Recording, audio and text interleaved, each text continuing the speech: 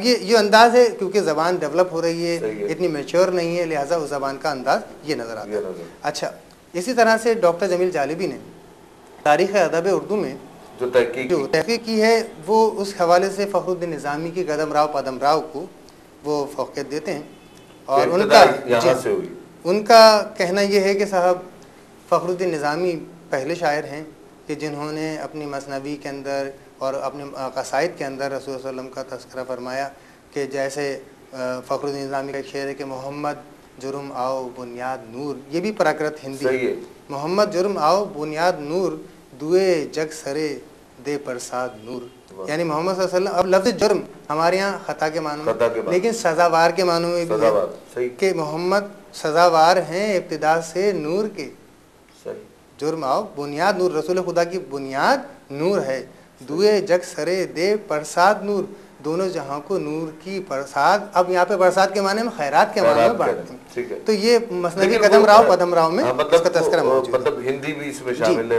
بالکل، ہندی پراکرت اصل ہے، پراکرت ہے، ہندی ہے، سنسکرت کے الفاظ ہیں۔ وہ نبیوں میں رحمت لقب پانے والا، اسی سے ہے اسلام کا بول بالا۔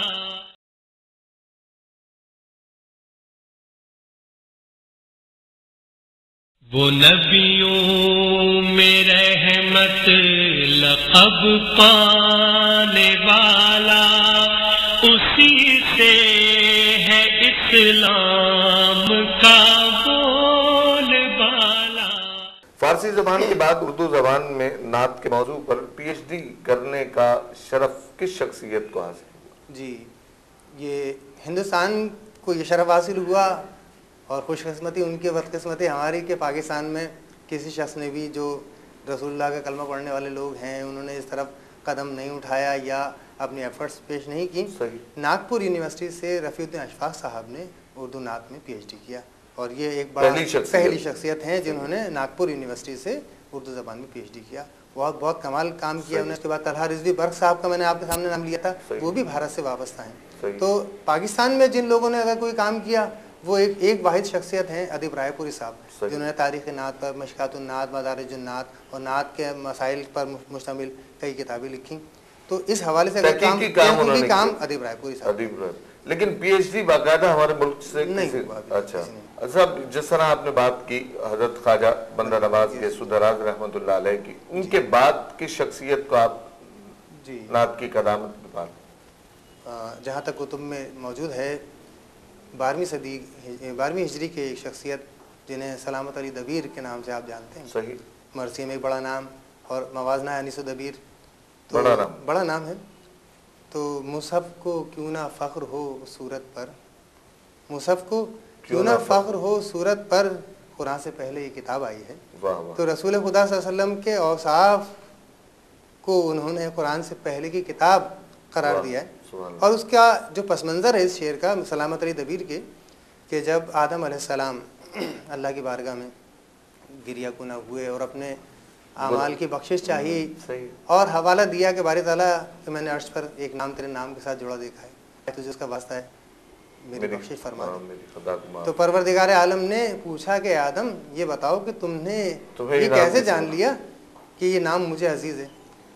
تو آپ صلی اللہ علیہ وسلم کے نام نامی کو وسیلہ بنا کر پہلی مرتبہ آدم علیہ السلام نے پیش کیا، اور سلامت علی دبیر نے اسی تناظر میں یہ شعر پیش کیا ہے کہ مصحف کو کیوں نہ فخر ہو اس صورت پر، قرآن سے پہلے یہ کتاب آئی۔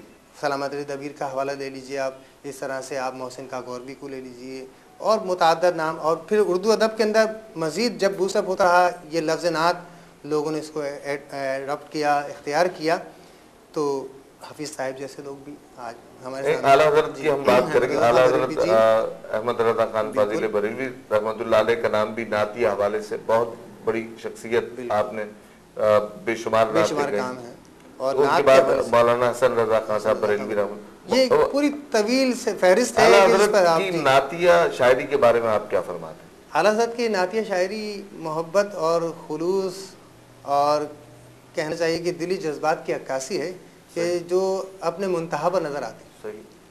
احمد رضا خان بریلوی کی نعتیہ کلام عشق کے منتہا پر نظر آتی ہے، اور وہ آپ دیکھ رہے ہیں کہ وہ واہ کیا جود و کرم ہے شہد تھا تیرا، نہیں سنتا ہی نہیں مانگنے والا تیرا. کہ اب دیکھیے کہ لفظ استعمال نہیں سنتا ہی نہیں مانگنے والا تیرا، اس لفظ کو کس طرح سے برتا ہے احمد رضا خان بریلوی نے کہ رسول خدا کی ذات سے کبھی کسی کو لفظ نہیں، انکار تو ملا ہی نہیں، جو بھی پہنچ گیا اس کا دامن بھر دیا گیا مرادوں سے. اعلیٰ حضرت نے 5 زبانوں میں بھی نعت لکھی، لم جاتی نظیر و کفی نظرین.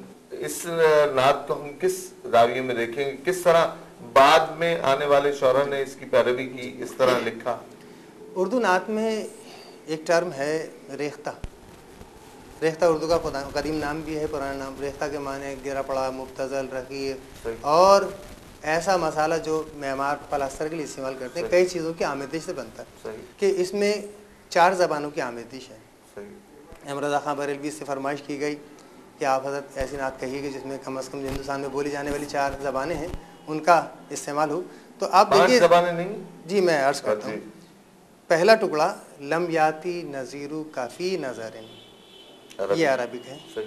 مثلے تو نہ شد پیدا جانا، یہ ٹکڑا، یعنی ایک شعر کے اندر ایک نشست ایک برخاست ہوتی ہے. ٹھیک ہے، تو نشستن اور برخاستن کے درمیان جو ہم دیکھتے ہیں کہ عروض و حشو و صدر و زوائد، ٹھیک ہے، عروض و صدر و حشو و زوائد، یہ 4 پورشن ہوتے ہیں ایک مصرے کے. عروض و صدر و حشو و زوائد. تو عروض اور صدر تک جو پورشن دیکھیں ہم اس کا تو وہ عربک ہے. حشو و زوائد پر جب جائیے تو فارسی ہے. دوسرے مصرے یعنی مصرے ثانی پہ آئیے تو لم یاتی نظیر کفی نظر عربک، کہ یا رسول اللہ میری آنکھ نے آپ کی مثال دیکھی. مثلے تو نہ شد پیدا جانا، آپ کی مثال کوئی پیدا ہو نہیں سکتی. جگ راج کو تاج تورے سرسو، یہ ہندی الاسن ہے. تجھ کو شہد و سرا جانا اردو الاسن ہے. تو 4 زبانوں کی آمد. اور باقاعدہ احمد رضا خان بریلوی نے مقطع میں اس بات کا اظہار بھی کر دیا کہ ارشاد احبہ ناچار اس راہ پڑا جانا. دوستوں کی فرمائش تھی تو میں ان کے فرمائش پر اس راہ میں، ورنہ نہ یہ طرز میری، نہ میرا رنگ ہے، نہ یہ میری طرز ہے. 4 زبانوں کا. سب وقت ہمارا پروگرام کا ختم ہونے کو ہے. میں یہ چاہوں گا کہ آپ اس دور کی شاعری پر حفظ مراتب کو کس طرح دیکھیں گے؟ دیکھیے حفظ مراتب کی بات کی بڑا تفصیل موضوع ہے، لیکن میں اس پہ مختصر عرض کر دوں کہ سن 8ویں ہجری میں رسول خدا نے جب مکہ فتح ہوا تو صحابہ سے فرمایا کہ اے میرے صحابہ، آج میرے ساتھ تلوار سے جہاد کرنے والے بہت سے ہیں، کوئی تم میں سے ایسا بھی ہے جو میرے لیے قلم سے جہاد کرے؟ تو حسان بن ثابت رسول خدا کی بارگاہ میں حاضر ہوئے، یا رسول اللہ یہ میں کام کروں گا. آپ نے فرمایا حسان تمہیں پتہ ہے تمہارا سابقہ کن سے پڑے گا جو فحش گو ہیں؟ تو آپ نے فرمایا یا رسول اللہ میں آپ کی تعریف خوب فرماؤں گا، خوب کروں گا. تو کہا کہ حسان تمہاری نعت کیسے بیان کرو گے؟ آپ نے لم ترقت عینی واحسن من کلم تعالی النساء خلقت مبرئا من کل عیب. اب اس بات کو پروردگار عالم نے بھی اس حد تک پسند فرمایا کہ قرآن میں آیت نازل فرما دی. قرآن حکیم کا 26واں پارہ سورہ فتح، لتؤمنوا باللہ ورسولہ وتعزروہ وتوقروہ وتسبحوہ بکرۃ واصیلا، کہ جو اللہ پر ایمان لائے ہو، میرے رسول پر ایمان لائے ہو، یعنی محمد صلی اللہ علیہ وسلم پر ایمان لائے ہو، تو اب تم پر کیا فرض عائد ہوتا ہے کہ ان کی خوب توصیف بیان کرو، خوب ان کی توقیر بیان کرو، اللہ کی خوب تصویر بیان کرو. تو یہ اللہ تعالیٰ نے اس بات کو پسند فرمایا کہ رسول اللہ کی تعریف اگر کی جائے تو خوب کی جائے. اور رسول خدا نے ایک کرائٹیریا دے دیا حفظ مراتب کا کہ تم مجھے وہ نہ کہنا جو موسیٰ اور عیسیٰ کی قوم نے کہا، اس کے علاوہ یعنی تم شرک کی حد تک یا کفر کی حد تک مت لے جانا، مجھے اللہ کی ذات میں شریک مت کرنا، باقی اس کے نیچے جو کچھ ہے وہ میرا حساب ہے. معزز ناظرین، لفظ نعت پر خوبصورت گفتگو پروفیسر سید شجاعت علی طالب صاحب کی آپ نے سماعت کی. ہمارے پروگرام کا وقت بہت محدود ہے، آخر میں ایک نعت شامل کریں گے. اسی کے ساتھ اپنے میزبان رفیق شیخ فریدی کو اگلے پروگرام تک کے لیے اجازت دیجیے. اللہ نگہبان. آ گئے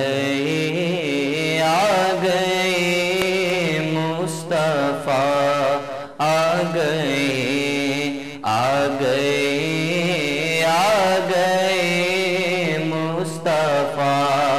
آ گئے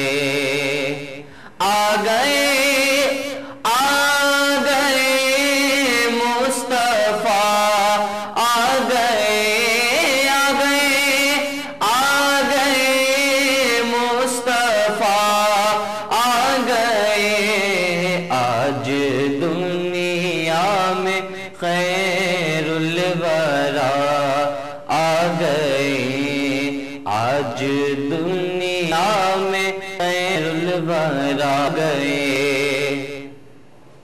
بزم کونین میں ہر طرف شور ہے، بزم کونین میں ہر طرف شور ہے، بزم کونین میں ہر طرف شور ہے، مصطفیٰ آ گئے مجتبیٰ آ گئے، مصطفیٰ آ گئے مجتبیٰ آ گئے، عرش والے مبارک دینے لگے، عرش والے مبارک دینے لگے، عرش والے مبارک دینے لگے، فرش والو حبیب خدا آ گئے، فرش والو حبیب خدا آ گئے، فرش والو حبیب خدا آ گئے،